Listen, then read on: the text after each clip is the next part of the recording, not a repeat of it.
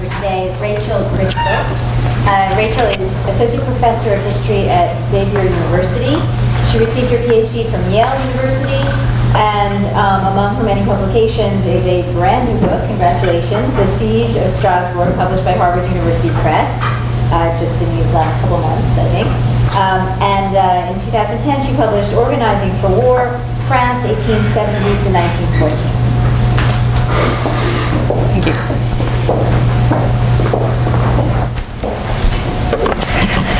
So last month I was at a fairly old school military history conference, and my paper mentioned the existence of women during the Franco-Prussian War, that they were there somewhere in France. And afterwards, a prominent and very excellent military historian came up to me and said, "Wow, you genderize the Franco-Prussian War." And he was kidding, but nevertheless, I thought it was really interesting because, of course, gender was there the whole time, since 1870, and our panelists, of course, attest to decades of work with women and war issues. Of course, for Whitney, she's returning back to the early 19th century, but now with new questions related to war. For Peggy, the Femme-Soldat, I think, is a nice complement to the article she published a few years ago in French Historical Studies on the choices that were, in fact, more available to women. And I really like seeing that fit together. And then with Thomas Cardoza, this continues his work on the Cantinière. And I guess my own proclivity at the moment is I'm feeling kind of meta in terms of what we do as historians. Maybe it's because of all the negative talk about what is the value of history out there. And so I thought I would ask, since the panelists have so much expertise, I would ask them to talk to each other a little bit more about the nature of the sources, the ways that they analyze them, and then finally the arcs of the stories that they describe. So to talk about sources a little bit, we, of course, as historians, we think any source is valuable. And that's, I think, something that's unique to our craft, something that's special about us. But we also make choices in terms of how we filter those sources and where we come up with them. And for Darrow and for Cardoza, the issue is looking at representations of women. And so I was wondering about the shift for Cardoza from the popular magazines and sheet music that you had in the full paper to commercial advertising. I feel like that's something that maybe is worth even more comment. Like how does that happen? Is that the only reason that their Cantinière seem more positive? Is it because they're more likely to show them in a positive light? I'm not sure. And then for Darrow, I was glad that you included some images here, but maybe there's more reading of those images to see, how those portrayals differ. And of course, there's also then the question that from Whitney's paper brings up, what is the reality of the women behind these representations? I know that's not the point of the paper, but nevertheless, I'm curious about that, especially with Antoinette Leaks, who I'm really, really glad that you mentioned, a story that I've never really known what to do with. And you do something wonderful with it. But I'm curious about, did Louise say anything different? Do we know anything about her actual lived story, or is that even possible here? Getting more into sort of the meta questions, what do we do with these sources, right? As historians, we're really adept at turning a bunch of scattered evidence into a narrative. I think that's something that is unsung, actually, within our profession, that other disciplines don't always realize is what we do. As my colleague in computer science told me the other day, this is why we think historians are liars, because we actually can take scattered things and turn it into something compelling. Now for Cardoza, the compelling story, and he actually said this, it was funny. For Cardoza, the story here is the negative versus the positive valence. But then for Darrow, the story here is this story of humor, feminization, and skepticism toward the Femme-Soldat. And I think those two different stories can actually be layers for each other, right? That there's the positive and negative valence, but also that I see in Cardoza's, in all your images of the Femme-Soldat, I see feminization and I see humor, and I see skepticism perhaps about their value. So, and maybe those all work together to make them less threatening, rather than being a sort of struggle between the two. Now, to go back to Darrow's paper, you argue that the Femme-Soldat was only tenable when the patriarchy was firmly in place. And I think that makes a lot of sense. But of course, then I have to complicate it, because that's another thing we do as historians. So I'm wondering, again, with Louise, with her version of the Antoinette leak story, is there something different since she's a woman telling the story? Or is she kind of using the same tropes and stories as the male tellers of stories? Now for Walton, your paper is structured by the women who actually knew Napoleon, like Queen Hortense, so I agree it's a really fascinating person. And then the younger women who grew up and later interpreted it. And I think that makes a lot of sense. I mean, the first group of women there's a lot more at stake in their memories of Napoleon, and they're kind of constructing these memories, and I wonder if the younger women weren't reading some of their stories, right, to try to make their sense of Napoleon. But I also wonder if there's other ways to organize this project as you move forward. Does publication date play a role? Does the age at which they're written play a role? Maybe there are other analytical questions. I mean, I think the questions of patriotism are really important, the family loyalty issues. Maybe those are the analytical categories into which it'll eventually be divided. And I wonder what you think about that. And then my final part is about sort of the arc of history, continuing the story. Both Cardoza and Darrow are kind of telling the decline, the end of a story. But of course, it's not the end of the story. I mean, in the image that you showed of La Générale, it says the woman of the future. And of course, now we do have women soldiers and warriors. And I just saw an article in Le Monde a couple weeks ago that referred to the issues of sexual harassment for women soldiers today. And of course, it begs the question: what are the views today, and how does the past? How can we use the past to understand those roles better? And then I also was wondering if you could, Thomas, could refer to your manuscript that's just completing on the Femme-Soldat, in the past, and the reality of that. And then finally, for Whitney, I'd like to know what the chronological arc is, what it's going to be, and perhaps is there a new chronological arc to the early 19th century? I'm a relative neophyte to that era, and I would love an alternative to the political histories that kind of, at least for me, shape my chronological understanding of that era, and perhaps your work can help shed light on that. Thank you.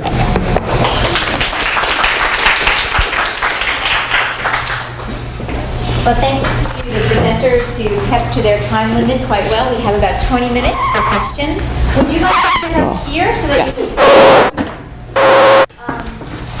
And would you like me to kind of facilitate here? And that'd be great. That work? Great. Thanks. I guess we only have your mic. Yeah, you've got the mic, man. You can share. So do you have any questions for the presenters today? Or would any of you like to respond to Rachel's questions to start? I forgot about that. Well, I would like to respond to Rachel's very, very good comments, because they're suggestive of exactly where I want to try to figure out where I want to go with this. Certainly the reading of one another's works, this is a thread that I do want to pursue. It's very clear that Rémusat read de Staël. This inspired her to write. I was struck also in reading Georges Sand's Dream that it resembles very closely a passage in Queen Hortense's account that I didn't have time to read today. And the matching is really very striking to me. So I do think that what they read and what they responded to is a very important issue that I'd like to try to find out more about. And also, I mean, to me, perhaps, I don't know yet, but perhaps this might be just another version of the Napoleonic legend. And because, when in reading that book about the way that people read other works and represented Napoleon, I'm thinking there may be, there's, with the exception of Madame de Staël, there's no women in his story of the Napoleonic legend. So I think that there might be a story there that with that kind of intertextuality. Alternative organizations, definitely. I'm still working on that, and I agree with you. Publication date is absolutely critical. It has everything to do with the story that the author's telling at that moment, and certainly their age and hindsight are very important issues. I'm still working with these categories of patriotism, heroism, and another issue that I'm struggling with is really the relationship between war and Napoleon, because sometimes they're separate, but sometimes they're inseparable. And so I agree, there's some analytical issues that I definitely want to work out. And the chronological arc, I'm not sure yet. Like you, it'd be great if I came up with an alternative, but I haven't gotten that far yet. And so I'm eager for other suggestions from people here about these very important issues. Would you like to respond anyway? Yeah, I'll just say thank you for those comments. They're excellent. And one of the things that obviously I'm always thinking about is you're dealing with an advertisement. Just to take that as an example. And what's the agenda? Who's creating it? Can everybody hear me okay without the mic? Okay. Yeah, just keep it. We always have to ask ourselves that, is this a more positive image of Cantinière because it's an advertisement? Obviously, you wouldn't want to say, gee, buy our product, we're going to associate with these awful women that, they're destroying France. But at the same time, I think, there's also the audience, right? And the audience is probably predisposed in a certain way to view the ad a certain way, because if it wasn't, we wouldn't be advertising that way. So there's a complex interplay, and I'm looking at a lot of semiotic theory, and I'm really thinking about how to interpret the ad. But what I see in other sources, in textual sources, in memoirs, in letters, in private correspondence of soldiers and their families, is this idea that, you know what, these women are pretty neat, and they're not terrible. But you do see a very negative image coming out of the Conseil supérieur de guerre, where they're trying to juxtapose them with imagery of spies and alcoholism and weakness. So it seems so far from my research that the negative stereotypes are really coming out of the war ministry and the military high command, and the positive images are coming out of the people. It's not a complete, I'm a historian, so therefore I'm a liar. Right. But I think the overwhelming evidence at this point is towards that dichotomy. And I am thinking about that a lot. Advertising is going to distort reality to sell the product. And sometimes, with the pasta heaped up, like that, out of the water, that's to show the pasta. And that's clearly an advertising decision to, show this beautiful golden pasta, which nonetheless, if you think about it, would be dry and awful if you ate it. But with, the Black & Company ads where the women are wearing these really long ankle-length skirts and no bloomers, and they're riding side saddle, that's not a distortion that's designed to show the product. It's designed to associate an image of femininity with the product in a different way. So I'm always looking at those things, but it's terribly complex. Yeah. And then for Whitney brought up the issue of these daydreams about, or dreams about Napoleon, and I have to send you a text that I have, which is a children's book from 1894, that deals with exactly the same sorts of issues, and I think you'll find it very, very interesting. I think you're right. We need to talk to each other, think about each other's sources, read each other's work, and bounce off each other, and all our work will be stronger. Just briefly, in terms of reading the images, I have to confess that I haven't done any analysis of the images. They were just illustrations, essentially, and I need to, I have Xeroxes of things, but most of this stuff was just quickly downloaded from the internet for today, so I don't know a whole lot about them. And there is a wonderful, of Virginie Guesquière, there's a broadside that I saw at the Bibliothèque Nationale, which, I did not sneak a photo of, so unfortunately, but there's something to be done with the images, which I haven't done. Let me see, what else did you talk about? the reality behind, like, for example, leaks. One of, I think Zay makes a reference to a memoir, which I have not been able to find. Obviously, it was not been published as a separate piece, so it might have be published in something, actually an interview or something. But even if that's the case, that doesn't actually mean that it is an interview. So we know that she existed. That's about all we know. It's about all I know, anyway. And you're not prepared to make it up, apparently. Questions? Jeff? Sorry, I have several questions. For Whitney, for Whitney, I'm curious about, in some royalist restoration writing, you get an emphasis on women liking peace. Either being ignorant of war and not really caring about distant victories, just the loss of their sons, or sometimes of seeing through patriotic bombast. Some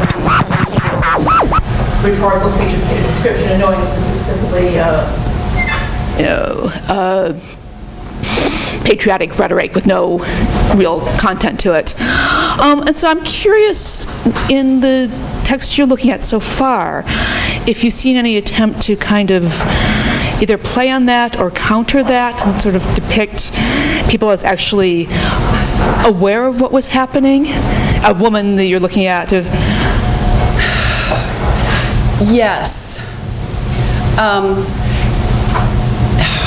It is really hard, and I'm really struggling with precisely those issues, because sometimes when I read Queen Hortense a lot, it often seems like when she talks about war, it's just expected and very conventional, and that she has to say, oh yeah, this war is terrible, yeah, oh, and all us women, we're so pitiful, the men are in Russia, and and I just have this feeling reading it that she feels like she has to say it and doesn't have any personal connection with it.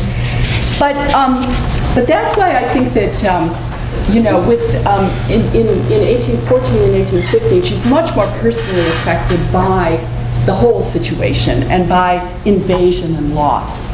So I think there are different moments of when the war really matters, and I think it matters in different ways. When Claire de Rémusat addresses the war in Spain, mostly what she's addressing is what she knew, which was the discussions among Napoleon and Talleyrand. It's mostly the politics of the war rather than the war itself.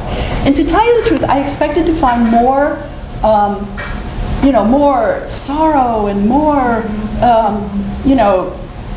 pain or at least aggravation. But again, I'm only just starting these as such a limited selection. But it was interesting to me not to see more of that. And Sand's childhood memories of war are really interesting. Her mother was more down on the war than and particularly on the war in Spain, because they all went there. The whole family was in Spain. But Sand herself, her memories of it was, well, the battle was like a fireworks display. She has this kind of childhood distance Spectacle, yeah. Anyway. Okay, actually, just one more question while I have the microphone, then I'll hand it over for you. I'm just, Tom, I'm curious about the image of the Cantinière being naked woman on the horse being punished. Is that a real incident, and are there other representations of it? Well, it's a real incident as much as history records it as real. There's a set of memoirs, Le Cahier du Capitaine Coignet, and he talks about that. So when I saw the postcard, I was like, wait, I know that that scene. It connected for me, which is why I wanted to use it. So he wrote about this incident in Italy in 1799, in which a Cantinière received stolen property, and then the commander ordered her paraded nude on her donkey and then drummed out of the regiment. Now, is it real? He says it was real. I don't know for certain if he might have made it up. I can't corroborate it from other documents. But certainly this painter saw that image as a great way of portraying military women as a negative, immoral force, but also to put her on display in a position of weakness with men dominating her and controlling her, and ultimately saying, "You're out." So it was a really fortuitous find that I was able to run across that particular painting. But it is based on an allegedly true incident, yes. Could I just comment on that painting? Because the De La Haye is the painter, and I mean, he did a lot of, he was essentially doing military paintings, and so what this incident also does is gives him an opportunity to do a nude. Right? It's a very beautiful body. Right, exactly. So, I mean, that may be the other kind of thing. Aha! Finally!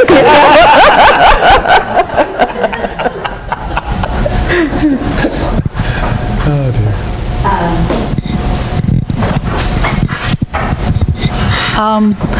That last question just gave me another one, so I hope I can ask two to Tom. The first one is just regarding that portrait. Are there any connections with all the portraits of Mazeppa that have him being punished by being bound naked backwards onto a horse as well? That was, Delacroix and others did this. And then really, this other question, and I apologize if it's completely away from your research, but the denigration of La Cantinière by the War Ministry around 1890 and afterward, is there any connection between that and the Dreyfus affair? The idea that the military is trying to defend its image or trying to deflect any sense of its own weakness or its internal disorder onto some other figure, some figure that doesn't belong, Jews, women, etc., or is that just completely unrelated? Okay, to answer your first question, that the idea had not occurred to me, so I will look at that and I'll steal your idea, so thank you. Because I'm also a liar and I'm an thief. So yeah, it's not something that had really clicked in my mind, but it's an excellent idea to explore. So maybe I'll get you a card and I can send you what I find. Right. For the second one, I think there's definitely a possibility there. It's one of those issues that's very difficult to pin down. And I tried very hard when writing my book to really pin down, why is this happening, precisely what's going on here. They don't leave a lot of records behind. And the records they do leave behind are limited in the scope of the discussion. So obviously, a lot of these decisions happened in places where either there was no written record of the conversation or no one, either out of carelessness or deliberate intent, preserved those records. So the Dreyfus affair kind of hangs in there in a humorous way for me because before the scandal broke, the War Ministry was already talking about how, these Cantinières, they could be spies, they could be havens for spies. I'm going, guys, you have a bigger espionage problem than these women. you probably ought to be paid attention to that. Nonetheless, it certainly did serve as a convenient distraction once the affair broke. There's no question that it provided something else to put on page one. I think the pretty clear connection is between the draft laws and the elimination of Cantinière, because at each phase where you bring in more of the nice middle-class kids to the army, you start asking questions about, do we really want these loose women there? They're not loose, but we portray them as that. Do we want them drinking in the canteen? And so with each step towards universal conscription, the Cantinières get edged out. And if I can ever find those records that talk about the connections with the Dreyfus affair, boy, I'd be very happy. But I can't make them up. So. Okay, two questions for Thomas that cling on more or less with what you've just asked. I was thinking, this context of the 1980s, late 19th century, early 20th century, where in the UK or in the US, it's a moment where evangelical reform groups are pressuring the military and governmental authorities to, rule out alcohol from the canteens. In the Philippines, in India, for the different. And I was wondering, were French women's organizations involved into this sort of similar movement with the military authorities to, well, disparage the Cantinière, and their role in the army? And I was wondering if that was something that you had considered. Yeah, and my second question: when you showed those postcards and ads from the early 20th century, it immediately made me think about similar images with other women on them who were nurses. And it seems like there would have been a sort of shift, after World War I, from the Cantinière to the nurse as a sort of the archetype of the caring woman in the army and for the military men. Do you have something to say about this? Mm-hmm. Yeah, on the first question, I'm sure other people who have who've done work in that area could answer the question better than I. Certainly, I don't see that temperance movement to anywhere near the same extent in France as you would in the Anglo-Saxon countries. Anybody feel free to interrupt me if I'm wrong, and there's research I don't know about. So I think the temperance movement within the army officers' ranks in France is particularly interesting because it is a male-centered and military one, as opposed to a female-centered and civilian one. So that, to me, seems terribly significant. And as far as the image of the nurse as caregiver, yes, I see that happening. But at the same time, and I have just hundreds of these images that I've managed to gather in various nooks and crannies of France over the years. There's still these sort of bizarre images of Cantinières that keep popping up during World War I, after World War I, into World War II, where men who are thirsty and tired and need refreshment have this woman miraculously showing up to give them a drink. And of course they always use the word désaltère because it rhymes with Cantinière, and there's a little cute poem on the postcard. But ultimately, even though they're very inaccurate and the women get more and more fantastic in every sense of the word as the real women fade into history, the image keeps coming up, even as the nurse does as well. But the nurse isn't offering you a glass of brandy, so she's not as popular perhaps. We're about a minute over time. Should we end there? No? Okay. I'm sorry, I spoke way too much. Thank you for your Wow, thanks.